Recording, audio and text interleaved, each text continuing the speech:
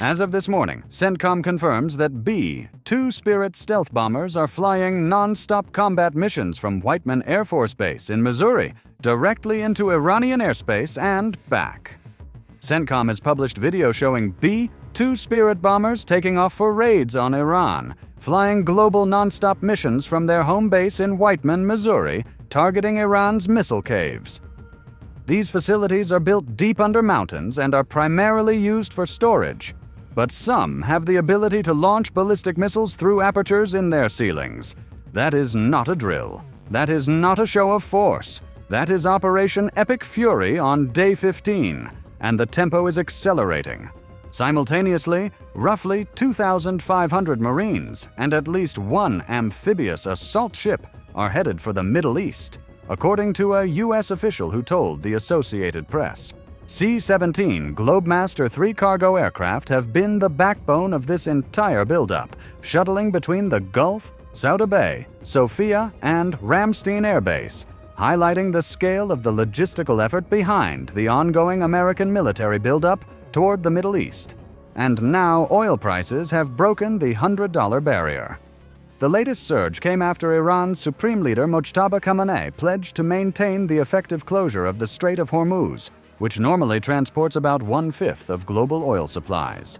By the time this briefing ends, you will understand exactly how the C-17 airlift pipeline, the B-2 deep strike campaign, and the Marine surge connect into a single operational picture that Washington is not fully explaining to you.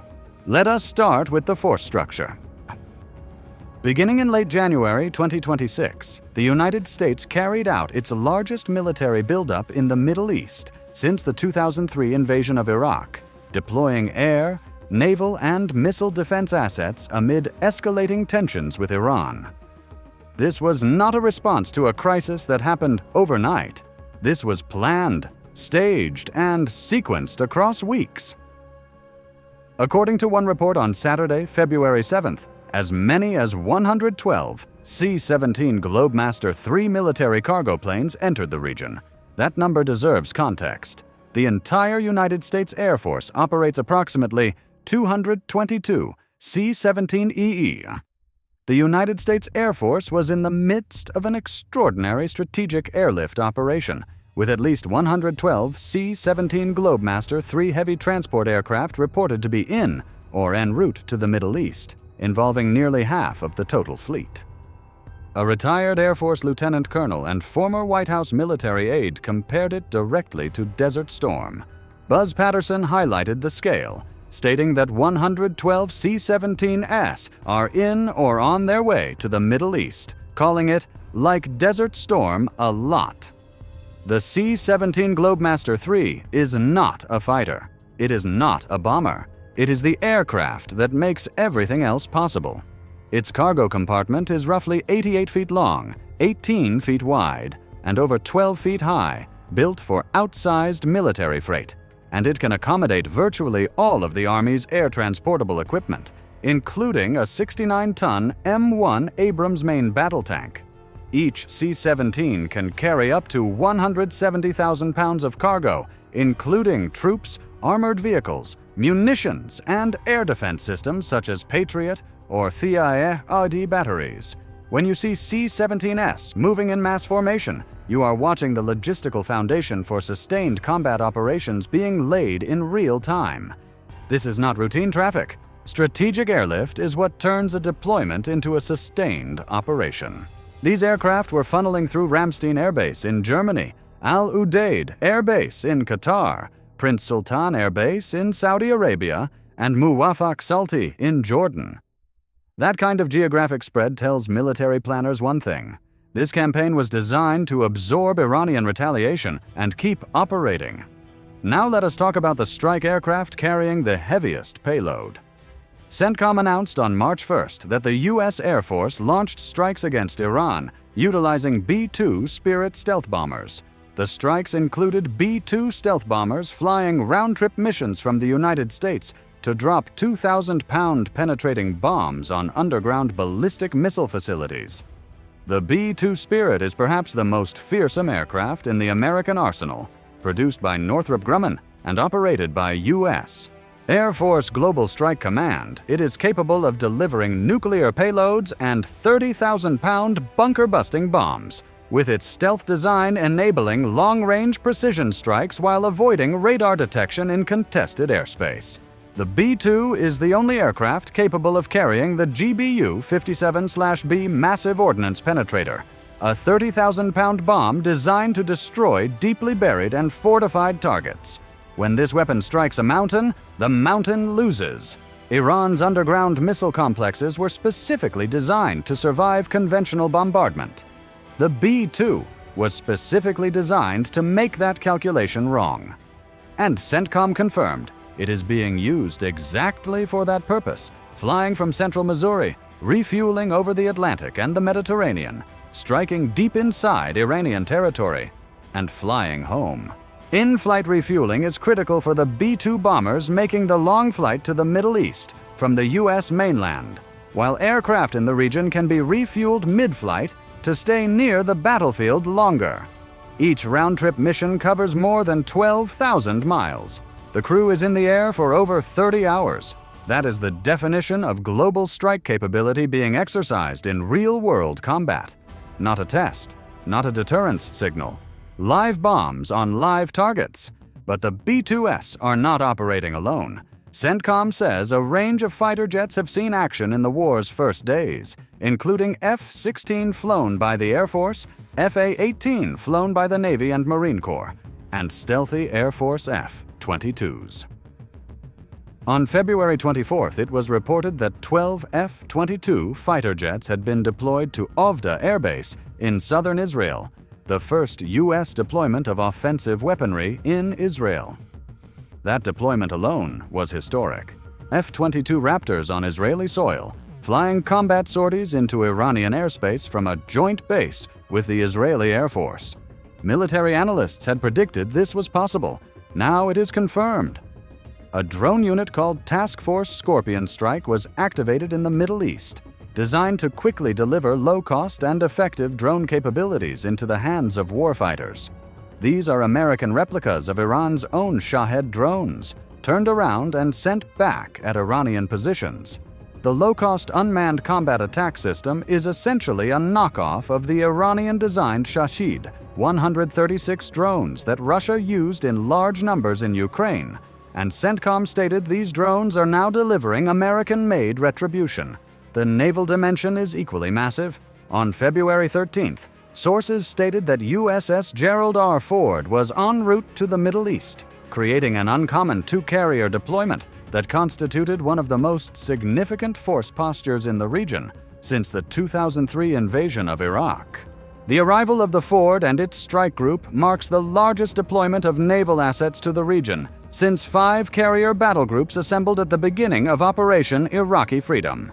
The USS Abraham Lincoln was already in theater. The Ford joined it. Now additional amphibious ships are moving. Defense Secretary Pete Hegseth reportedly approved a request from CENTCOM for an element of an amphibious ready group and attached Marine Expeditionary Unit, including up to 5,000 personnel and several warships, with the USS Tripoli heading from Sasebo, Japan, accompanied by the San Antonio-class amphibious transport dock ships USS New Orleans and USS San Diego, and the embarked 31st Marine Expeditionary Unit. Reports from NPR confirm the 31st MEU is carrying F-35B Lightning II fighter jets and MV-22 Osprey tiltrotor aircraft. That is a self-contained assault force with its own air wing, moving toward the theater at maximum speed. Why does this matter? Because the operational picture is shifting from precision strikes to sustained campaign. Chairman of the Joint Chiefs General Dan Kane said this is not a single overnight operation, stating that the military objectives CENTCOM and the Joint Force have been tasked with will take some time to achieve and will in some cases be difficult and gritty work. That language is significant. That is not the language of a limited strike. That is the language of a war. Now let us talk about what Iran is doing in response, because this is not one-sided. On March 5th, a military source told Fars news agency that Iran had fired over 500 ballistic and naval missiles and almost 2,000 drones since February 28th, with almost 40% aimed toward Israel and almost 60% fired toward U.S. targets. Iran's IRGC says it has launched attacks on at least 27 bases in the Middle East, where U.S. troops are deployed as well as Israeli military facilities. Those numbers are staggering. 27 American military installations targeted in less than 2 weeks. The Pentagon released the news that 140 U.S. troops were wounded by Iranian attacks in the Gulf region, with many returning to duty, but some injuries severe enough to require medical evacuation to Germany and then to the United States. The U.S. military death toll stands at 13, 7 of whom were killed by enemy fire, according to the Pentagon. 6 more died when a KC-135 refueling aircraft went down over western Iraq. That loss alone nearly doubled the American death count in a single incident. Iran's new supreme leader is not backing down. Mojtaba Khamenei issued his first public statement since being appointed, demanding the immediate closure of all U.S. military bases in the Middle East and insisting the Strait of Hormuz must remain closed. His father, Ali Khamenei, was assassinated on February 28th, the first day of the strikes. Mojtaba was elected on March 8th to replace his father, and the IRGC, along with Iran's top leaders, pledged their allegiance to him. He is younger, he is angrier, and he has inherited a military that still has teeth. The rate of ballistic missile launches declined from the beginning of the war, with analysts pointing to depletion of Iranian missile stores as well as a strategy of rationing for a longer war. That second explanation is the one that keeps Pentagon planners awake at night. If Iran is conserving its remaining ballistic missiles, it means the IRGC believes this fight will last weeks, not days. The trajectory points to a war of attrition, where Iran absorbs airstrikes while bleeding American forces with drones, missiles, and maritime disruption. If that doctrine holds, the next phase will be uglier. The IRGC has already demonstrated it can hit targets across the entire Gulf. Bahrain has reported intercepting 114 missiles and 190 drones since the war began on February 28th. Saudi Arabia intercepted 10 drones over its eastern region and later destroyed an additional 28 drones that breached its airspace. The UAE has strongly condemned Iranian strikes on the region, saying they have hit Dubai International Airport and some hotels. Dubai International Airport struck. Hotels hit. These are not military targets. Iran is reaching into the civilian infrastructure of Gulf states that host American forces, and the message is unmistakable. If you allow American planes to launch from your runways, your airports will burn. The IRGC said it carried out a joint missile operation with Lebanese ally Hezbollah against targets in Israel. Hezbollah is back in the fight. Hezbollah began firing rockets at northern Israel after Israel launched the new military campaign, and Israel's assault in Lebanon has killed 773 people and displaced more than 830,000. The war is not confined to Iran. It is regional. Lebanon, Iraq, Bahrain, Kuwait, Saudi Arabia, the UAE, Oman. Military analysts with knowledge of Iranian doctrine warn that this dispersal is deliberate. Iran cannot match American firepower in a symmetric fight, so it fights asymmetrically, spreading the conflict across the entire Middle East, forcing the United States to defend everywhere simultaneously. The U.S. Army has deployed 10,000 Merops interceptor drones to the Middle East, costing around $14,000 to $15,000 each, intended to provide a cheaper alternative to expensive missile defense systems for countering Iranian drones. That deployment tells you everything about the nature of this fight. The Pentagon is burning through Patriot and THAAD interceptors at an unsustainable rate. Analysts have expressed concern that stocks of the interceptors, taxed by last year's 12-day war and by units supplied to Ukraine, could run low if Iran keeps up its retaliatory strikes over an extended time. Each Patriot interceptor costs roughly $4 million. Each Iranian drone costs a fraction of that. The math does not work in America's favor, unless the drone threat can be neutralized cheaply. The Merops drones are the Pentagon's answer, but 10,000 units against 2,000 drones already fired, and more in production is a race with no clear finish line. Now to the consequences hitting American pocketbooks. The IEA called this the largest supply disruption in the history of the global oil market, with crude and oil product flows through the Strait of Hormuz plunging from around 20 million barrels per day before the war to a trickle currently. Read that again. 20 million barrels per day reduced to nearly nothing. Brent crude climbed 9% to trade just above $100 a barrel, while WTI rose by a similar margin to trade above $95 a barrel. Disruption sent Brent futures soaring, trading within a whisker of $120 per barrel, before easing to around $92 at one point, up $20 per barrel for the month. The IRGC spokesperson issued a direct threat. The spokesperson stated bluntly to expect oil at $200 per barrel. If that figure sounds extreme, consider the underlying economics.